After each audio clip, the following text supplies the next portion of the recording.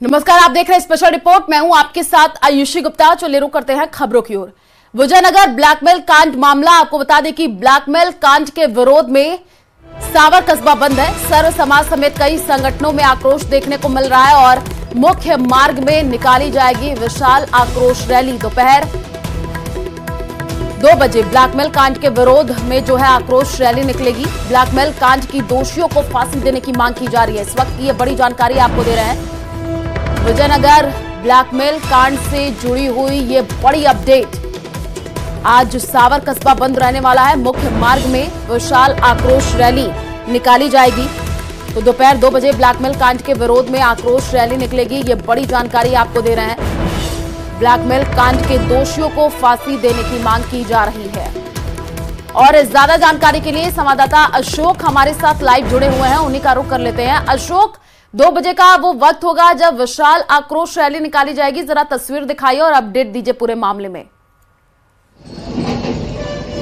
जी बिल्कुल, अजमेर की बात करें या ब्यावर की बात करें, दोनों ही जिलों में विरोध मार्च निकाले जा रहे हैं, बंद रखा जा रहा है। सावर की बात करें तो वहां दोपहर 2 बजे विरोध रैली निकाली जाएगी। इस वक्त मैं खरवा क्षेत्र में हूं, जो ब्यावर जिले में पड़ता है। यह खरवा क्षेत्र जो मैं आपको सीधे तस्वीरें यहाँ पर दिखाना चाहूंगा, पूरा खरवा वो बंद रखा गया है। यहाँ पर दुकानें, जो छोटी दुकानें हों चाहे बड़ी दुकानें हों, चाहे फल फ्रूट की हों, सब्जी मंडी हो, क्योंकि ये मुख्य हाईवे है जो ब्यावर और अजमेर को कनेक्ट करता है। और यहाँ पर तमाम जो दुकानें हैं वो बंद रखी गई है। केवल आवश्यक जो दुकानें हैं, चाहे डेयरी हो या फिर जो स्वास्थ्य सेवाएं हैं, उनको यहाँ पर चालू रखा गया है। बाकी तमाम जो दुकानें हैं उनको यहाँ पर बंद रखा गया है। और अपना विरोध जो यहाँ पर है वो खरवा निवासियों की ओर से जाहिर किया जा रहा है। ये मुख्य बाजार है यहाँ का और इसे बंद किया गया है। यहाँ के क्षेत्रवासियों से बातचीत कर लेते हैं, जान लेते हैं, क्योंकि विरोध स्वरूप यहाँ पर रामधुनी गाई जा रही है। शाम 4 बजे तक बंद का आह्वान किया गया है। और किस तरह से यह बंद रखा जाएगा और क्या यहाँ पर जो किया जाएगा? सर, हमने ये जो विजयनगर और ब्यावर में जो हत्या मामला हुआ है यौन शोषण का, उसके लिए प्रक्रिया करी है और ये समस्त ग्रामवासी के सहयोग से हमने खरवा को बंद रखा है यहाँ पे। और ये हमारा 4 बजे तक बंद रहेगा। यहाँ फल फ्रूट, सब्जी की दुकानें, किराने की दुकानें, सारा व्यवसाय बंद है। केवल मेडिकल और डेयरी को छोड़ के सभी खुला है। तो सभी ग्रामवासी यहाँ मौजूद है और हम यहाँ भजन वगैरह का छोटा मोटा कार्यक्रम कर रहा है तेजाजी के मंदिर। क्या क्यों रखा गया है बंद? आपको जानकारी है क्या ये पूरा मामला है, क्यों बंद रखा गया है? ये सर, जो विजयनगर में यौन शोषण, धर्म परिवर्तन और लव जिहाद का मामला सामने आया है, इसको मद्देनजर रखते हुए ये फैसला लिया गया है सर्वस्व समाज से और खरवा व्यापारी मंडल से कि खरवा को शांतिपूर्ण तरीके से बंद रखा जाए और समाज को और सरकार को एक मैसेज दिया जाए कि जीवन में ऐसी चीजें वापस ना हो और इस पे एक लगाम लगाई जाए, जो कि सभी को एक मैसेज जाए कि ऐसी चीजें ना हो भविष्य में। तो ऐसी चीजें ना हो, इसका जो है संदेश यहाँ पर खरवा वासियों की ओर से दिया जा रहा है। आपको मैं रामधुनी दिखा जाऊंगा। यहाँ पर जो युवा हैं, बुजुर्ग हैं, बच्चे हैं, वो यहाँ पर रामधुनी कर रहे हैं, क्योंकि शाम 4 बजे तक यहाँ पर बंद का आह्वान किया गया है। और रामधुनी गाकर जो है सभी को संकेत यहाँ पर दिया जा रहा है। पुलिस जो है लगातार मॉनिटरिंग कर रही है। आपको दिखाऊंगा, क्योंकि खरवा को बंद रखा गया है, ऐसे में पुलिस भी लगातार किसी तरह का यहाँ पर विरोध के दौरान कोई हंगामा ना हो, उसका ध्यान यहाँ पर रखा जा रहा है। ये एक मात्र जो दुकान है वो डेयरी की दुकान है जो इस बंद के दौरान खुली रखी गई है। बाकी सभी दुकानें पर जो है यहाँ पर शाम 4 बजे तक ताला रहेगा। ये मुख्य मार्ग है खरवा और जो खरवा गांव का, जो अजमेर और जो जयपुर हो या फिर ब्यावर को जोड़ता है। तो ऐसे में आज जो है बंद का काफी असर जो अजमेर के अलग अलग इलाकों में देखने को मिल रहा है। अभी कुछ देर बाद हम आपको ब्यावर की तस्वीरें दिखाएंगे, जहां पर संपूर्ण बंद जो है ब्यावर शहर में रखा गया है। केकड़ी यहाँ पर बंद रखा गया है। साथ ही सावर जो कस्बा है वहां पर विरोध मार्च जो है दोपहर 2 बजे निकाला जाएगा। इसके साथ साथ जो अलग अलग उपखंड हैं वहां पर ये जो विरोध मार्च हैं वो निकाले जा रहे हैं। ये पूरा घटनाक्रम विजयनगर से जुड़ा हुआ है। विजयनगर में इस दौरान करीब 11 आरोपियों को पकड़ा गया है, जिसमें 3 नाबालिग हैं, 8 मुख्य आरोपी हैं। एक जो आरोपी है उसको कल 5 दिन के रिमांड पर लिया गया है, जो सरगना बताया जा रहा है, जिसका नाम हाकिम कुरैशी है। वो व्यक्तियों को जो है अलग अलग जो आरोपी हैं उनको संरक्षण देने का काम कर रहा था और इस दौरान उससे कड़ी पूछताछ जो है वो की जानी है। तो ये पूरा प्रकरण जो है न केवल ब्लैकमेल कांड से जुड़ा हुआ है, बल्कि धर्म परिवर्तन से भी जुड़ा हुआ मामला सामने आ रहा है। तो इस पूरे विषय को लेकर जो है अलग अलग कस्बे वो बंद रखे गए हैं। चाहे ब्यावर की बात करें, चाहे केकड़ी की बात करें, अजमेर के कई जो उपखंड हैं उनमें बंद रखे गए हैं। विरोध मार्च जो है लगातार यहाँ पर जो है जाहिर किया जा रहा है। तो फिलहाल ये खरवा की तस्वीरें हैं और अलग अलग तस्वीरें हम आपको अलग अलग जो शहर हैं या फिर कस्बे हैं वहां पर दिखा दिखाते रहेंगे। जी बिल्कुल अशोक, जो तस्वीरें आप दिखा रहे हैं, बाजार पूरी तरीके से बंद है, हम देख भी पा रहे हैं, लोगों की प्रतिक्रियाएं निकल करके सामने आ रही हैं, गजब का रोष भी उनमें देखने को मिल रहा है। जरा कुछ लोगों से और बातचीत करने की कोशिश कीजिएगा। जो आक्रोश रैली अभी निकाली जाएगी वो कहां से कहां तक निकाली जाएगी, और पुलिस प्रशासन की क्या टीमें मौके पर मौजूद है ताकि कोई माहौल खराब ना हो? जी बिल्कुल, पुलिस प्रशासन लगातार मॉनिटरिंग कर रही है। ये खरवा क्षेत्र है जहां पर दोपहर में रैली निकाली जाएगी और यहां के लोगों से अपील की जाएगी कि जो ब्लैकमेल कांड हुआ है उसे लेकर गतिरोध जो पूरे प्रदेश में फैला हुआ है उसको लेकर यहां पर बंद किया गया है, क्योंकि विजयनगर में हुआ है, विजयनगर के नजदीक खरवा है और ये ब्यावर जिले से जुड़ा हुआ मामला है। तो यहाँ के जो लोग हैं उनसे बातचीत कर लेते हैं, उनसे जानते हैं क्या इस दौरान किस तरह की गतिविधियां हैं, क्योंकि रामधुनी आप कर रहे हैं, कोई मार्च भी निकाला जाएगा, विरोध भी किया जाएगा। जी सर, आज ये सब रामधुनी जो भी युवा हैं, हम लोग हैं, सबने रामधुनी का भी प्रोग्राम रखा है जो आप देख ही रहे हैं। और ये अभी गांव में सब फिर के घूम के भी आएंगे, देख के भी आएंगे, कहीं कोई दुकानें बन गई तो उन्हें भी शांतिपूर्ण तरीके से कहेंगे कि भाई हम देख पा रहे हैं, और साथ ही साथ आरोपियों की जो है गिरफ्तारी हो और जो है फांसी की सजा दी जाए, ये लोगों की तरफ से कहा भी जा रहा है। आप इस पूरे मामले पर नजर बना करके रखिए, आगे आपसे अपडेट लेंगे। फिलहाल शुक्रिया तमाम जानकारी साझा करने के लिए, और चलिए रुक करते हैं अगली खबर की ओर। भारत ने पाकिस्तान को रौंदकर चैंपियंस ट्रॉफी में लगातार दूसरा मैच जीत लिया है, और भारत ने इस जीत के साथ ही सेमीफाइनल में अपनी जगह लगभग पक्की कर ली है। भारत ने दुबई में खेले गए मैच में पाकिस्तान को पहले 241 रन पर समेटा। इसके बाद महज 42.3 ओवर में 4 विकेट खोकर के लक्ष्य हासिल कर लिया।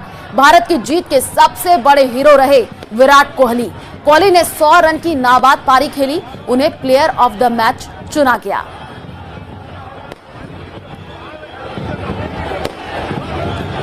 और तस्वीरें भी जो हम आपको टीवी स्क्रीन पर दिखा रहे हैं, जीत के बाद की ये तस्वीरें, क्रिकेट प्रेमियों में गजब का उत्साह देखने को मिला, जगह जगह पर आतिशबाजी का दौर देखने को मिला, जश्न का माहौल देखने को मिला। तो आपको तस्वीरें जो टीवी स्क्रीन पर दिखा रहे हैं, ये देखिए, भारत जैसे ही जीता उसके बाद से जो क्रिकेट प्रेमी हैं उनमें उत्साह देखने को मिला, और फिर से जो है जो क्रिकेट प्रेमी उन्होंने यही कहा कि अब आने वाले दिनों में भी अच्छा मैच टीम इंडिया खेले। और चैंपियंस ट्रॉफी में पाकिस्तान के खिलाफ टीम इंडिया की जीत पर पूरे देश भर में जश्न का माहौल है। कल रात जैसे दिवाली सा नजारा हो गया, शहर दर शहर आतिशबाजियों की रोशनी से आसमान जगमगा उठा। मुंबई, दिल्ली से लेकर के पटना और चेन्नई में लोग जश्न में दिखे, और अहमदाबाद, वडोदरा और रांची में भी लोगों ने चैंपियंस ट्रॉफी में पाकिस्तान के खिलाफ जीत का जश्न मनाया। भारतीय फैंस का जो जोश है वो हाई दिखा, कहीं तिरंगे के साथ लोगों ने ढोल नगाड़ों की थाप के साथ जश्न मनाया, तो कहीं जम करके आतिशबाजियां हुई हैं। बांग्लादेश के बाद पाकिस्तान पर भारत ने दूसरी धमाकेदार जीत हासिल की है। भारत की जीत में विराट कोहली के शतक ने मजा दोगुना कर दिया। हालांकि भारत की बल्लेबाजी के दौरान आखिरी गेंदों में पाकिस्तान के गेंदबाजों ने वाइड बॉल फेंक करके उनका शतक रोकने की भरपूर कोशिश की, लेकिन विराट ने धुआंधार पारी खेलते हुए शतक के साथ टीम इंडिया को जीत दिलाई।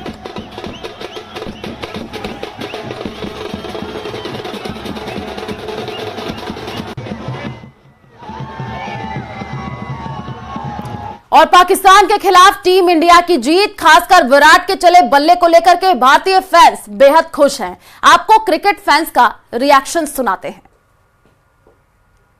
इनको हमेशा मुंह की खानी पड़ती है, चाहे वो सरहद की बात हो, चाहे हमारे सैनिक हो, चाहे हमारे खिलाड़ी हो, चाहे हर स्तर पे पाकिस्तान को धूल चटाने का काम भारत करता है हमेशा। जिस तरह से भारत विजय हुआ है, ये सभी भारतवासियों की विजय है, और सभी आम मानव बहुत खुश है। इस विजय से पाकिस्तान को धूल चटा दिया है भारत ने हर किसी क्षेत्र में, इसलिए हम सभी बहुत खुश हैं। आज हम पाकिस्तान को बताना चाहते हैं कि खेल का मैदान हो, सरहद का मैदान हो, बाप बाप ही रहेगा, बेटा बेटा ही रहेगा। और देश के दूसरे शहरों में लोगों ने पाकिस्तान को धूल चटाने और भारत की दमदार जीत पर क्या कहा, वो आपको सुनाते हैं। तो पाकिस्तान को कोई ताकत ही नहीं है जितने की पाकिस्तान क्रिकेट में हो या ऐसे लड़ाई में हो, हमारे हिंदुस्तान से कभी नहीं जीत पाएगा। हिंदुस्तान कोहली इंडिया का किंग है, रोहित शर्मा, हार्दिक पांड्या, हमारे गुजराती बंधु सब एवरग्रीन है, और पाकिस्तान की कोई औकात ही नहीं है। हमारे लिए खुशी का पल है, क्योंकि आज चैंपियन ट्रॉफी का बदला लिया है, 2017 का बदला लिया है इंडिया ने। आज इंडिया में बहुत पावर है। इंडिया दूसरों की पर्ची निकालने वालों की जब खुद की पर्ची निकल जाए तो कैसा होगा। दूसरे के बारे में बताने वाले बाबा के बारे में जब कोई और बता दे तो कैसा होगा। जी हाँ, कुछ ऐसा ही हुआ बाबा बागेश्वर के धाम में, जहां पर्ची तो निकली, लेकिन इस बार पर्ची बाबा बागेश्वर की निकली। और ये पर्ची किसने निकाली, ये रिपोर्ट देखिए।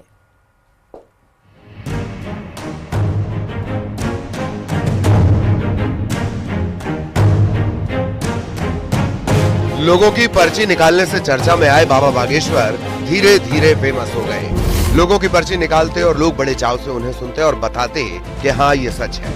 हर किसी की पर्ची निकालने वाले बाबा बागेश्वर की जब खुद की ही पर्ची निकल गई तो हर कोई सकते में आ गया, हर कोई हक्का बक्का रह गया। और बाबा बागेश्वर की पर्ची निकालने वाला कोई और नहीं बल्कि खुद पीएम मोदी थे। पीएम मोदी ने बाबा बागेश्वर की ही पर्ची खोल दी और ये पर्ची बाबा बागेश्वर की शादी को लेकर थी। ये किसी और ने नहीं बल्कि बाबा बागेश्वर ने खुद ही बता दी कि हम लोगों की पर्ची निकालते हैं, लेकिन पीएम मोदी ने तो हमारी ही पर्ची निकाल दी। और आपने कहा है कि इसके उद्घाटन के लिए मैं आऊं, दूसरा कहा है कि उनकी बारात में मैं आऊं। मैं आज सार्वजनिक रूप से वादा करता हूं, दोनों काम कर दूंगा। बाबा बागेश्वर ने पीएम को लेकर कहा कि आप बार बार बुंदेलखंड आते रहे, आप हमारे ब्याह में भले ही नहीं आ पाए लेकिन अस्पताल के उद्घाटन के समय जरूर आए। इसी बीच धीरेन्द्र शास्त्री ने बताया कि प्रधानमंत्री मोदी जी हमारी मां से मिल रहे थे तो कह रहे थे कि माता जी हम तुम्हारी पर्ची खोल रहे हैं। माता जी से पीएम मोदी ने बोला कि आपके मन में ये चल रहा है कि अब धीरेन्द्र शास्त्री का ब्याह हो जाए। हमारे ब्याह में भले ही नहीं आ पाई हो, पर उद्घाटन में अगर समय मिल जाए तो आप पहुंचे। माननीय प्रधानमंत्री जी अभी जब माताजी को मिल रहे थे तो हमारी माताजी से कह रहे थे हम तुम्हारी माताजी पर्ची खोल रहे, और माताजी से बोले अब तुम्हारे मन में ये चल रहा है कि ब्याह हो जाए। उस वक्त तो हम नहीं कह पाए, तो हम कहेंगे हमारी बारात में आप भले ना।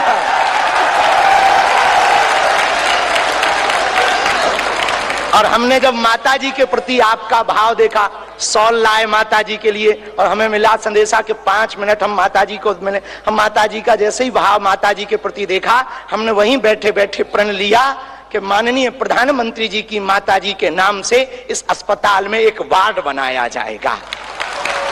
और आपने कहा है कि इसके उद्घाटन के लिए मैं आऊं, दूसरा कहा है कि उनकी बारात में मैं आऊं। मैं आज सार्वजनिक रूप से वादा करता हूं, दोनों काम कर दूंगा। आपको बता दें कि पीएम मोदी मध्य प्रदेश के छतरपुर में मौजूद बागेश्वर धाम पहुंचे थे। इस दौरान उन्होंने बागेश्वर धाम कैंसर चिकित्सा एवं विज्ञान अनुसंधान संस्थान की आधारशिला रखी। 200 करोड़ रुपए से अधिक की लागत से बनने वाले इस कैंसर अस्पताल में वंचित कैंसर रोगियों को मुफ्त उपचार मिलेगा। अत्याधुनिक मशीनें लगेंगी और विशेषज्ञ डॉक्टर भी होंगे। वहीं मंच से ही बाबा बागेश्वर ने बताया कि पीएम मोदी जी का संदेश हमें मिला कि वो हमारी माताजी से मिलना चाहते हैं, वो हमारी माताजी के लिए शॉल लेकर आए। प्रधानमंत्री मोदी का ये भाव देखकर धीरेन्द्र शास्त्री ने मंच से ही ऐलान किया कि बागेश्वर धाम अस्पताल में प्रधानमंत्री जी की मां के नाम से अस्पताल में एक वार्ड बनाया जाएगा। सनातन को लेकर एक तरफ जहां बाबा बागेश्वर हमेशा आवाज उठाते रहे हैं, वहीं दूसरी ओर पीएम मोदी भी इसे लेकर कोई कोर कसर नहीं छोड़ते। पीएम मोदी भी हिंदू आस्था पर चोट पहुंचाने वालों पर करारा वार करते हैं। वहीं पीएम ने मंच से बोलते हुए कहा कि नेताओं का एक वर्ग ऐसा है जो धर्म का उपहास करता है। कई बार विदेशी ताकतें भी इनका साथ देकर देश और धर्म को कमजोर करने की कोशिश करती दिखती हैं। कि नेताओं का एक वर्ग ऐसा है जो धर्म का मखौल उड़ाता है, उपहास उड़ाता है, लोगों को तोड़ने में जुटा है। और बहुत बार विदेशी ताकतें भी इन लोगों का साथ देकर देश और धर्म को कमजोर करने की कोशिश करती दिखती है। बागेश्वर धाम में पीएम मोदी और बाबा बागेश्वर की एक खास बॉन्डिंग देखने को मिलती है। दोनों की छवि हिंदुत्व को लेकर है। वहीं दोनों लास्ट में एक दूसरे का हाथ पकड़कर जाते हुए भी देखे गए। धीरेन्द्र शास्त्री ने पीएम मोदी का गर्मजोशी से स्वागत भी किया था। न्यूज़ 18 मध्य प्रदेश छत्तीसगढ़ के लिए ब्यूरो रिपोर्ट। महाकुंभ के समापन से पहले आम श्रद्धालु ही नहीं, खास लोग भी संगम में पवित्र स्नान कर रहे हैं। फिल्मी सितारों से लेकर बड़े नेता तक महाकुंभ पहुंच रहे हैं और संगम में स्नान कर रहे हैं। रिपोर्ट देखिए।